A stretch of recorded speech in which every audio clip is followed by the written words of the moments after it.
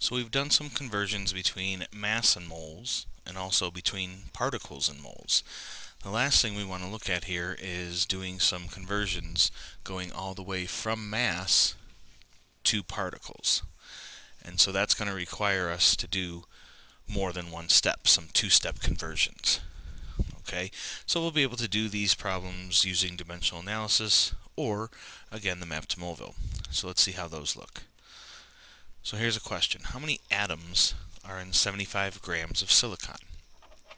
Well, looking at dimensional analysis first, I've got 75 grams. I put that over 1, and then I have to put grams down here in the bottom of the conversion factor because I want to convert grams into something more useful, which is going to be moles. That's how I get to Moleville, from going from grams to moles. That's not what I want though. I need atoms, so I have to add another conversion factor. And again, I have to put moles down at the bottom because I want to convert moles into atoms.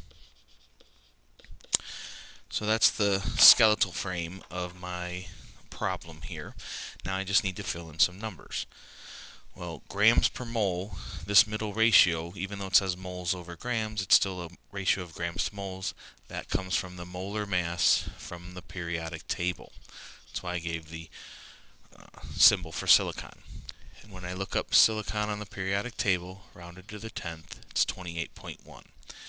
So I fill in that information, 28.1 grams in 1 mole.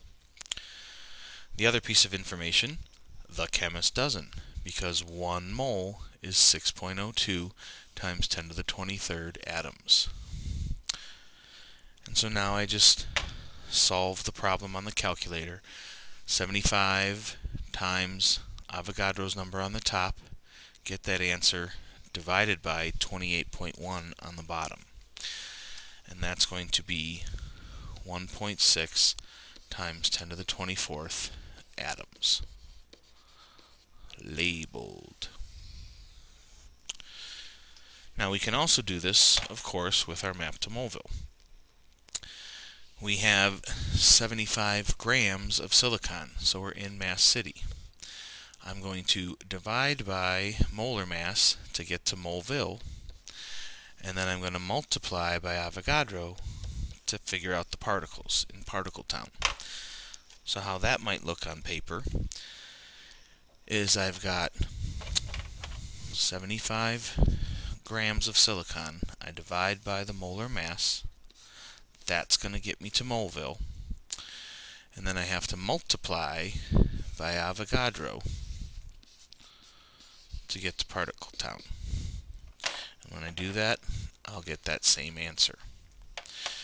And again, since there's two numbers, 75 grams, in my measurement, that's why I rounded to 1.6. So of course we can make the reverse trip. So here's a question. If you've got 7.75 times 10 to the 25th formula units of zinc oxide, what is the mass of that? Alright, so again, I can use my map to Moleville, and when I do that, I'm just making the reverse trip. I'm starting in Particle Town, so I'm going to divide by Avogadro to get to Moleville, and then I'm going to multiply by the periodic table to get to Mass City. So when I do that,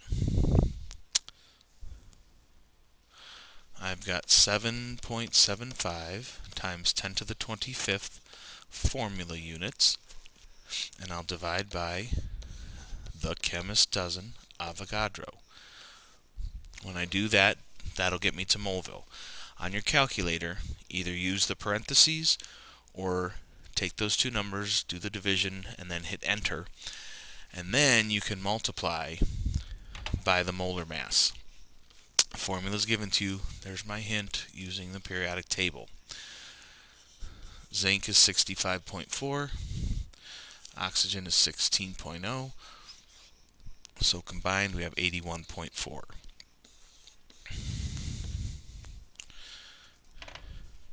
Or, again, we can use dimensional analysis I've got 7.75 times 10 to the 25th formula units. I need to convert that, so formula units has to go at the bottom of the next conversion factor, and I can change that to mole. I still need to keep going because I need to change my moles into grams. That's my skeletal setup. Of course, there's 6.02 times 10 to the 23rd formula units in 1 mole. And for this zinc oxide, 1 mole is 81.4 grams. Again, either way on a quiz or lab, if you're asked to show your work, you can do it map to Moleville style, or you can do it dimensional analysis style.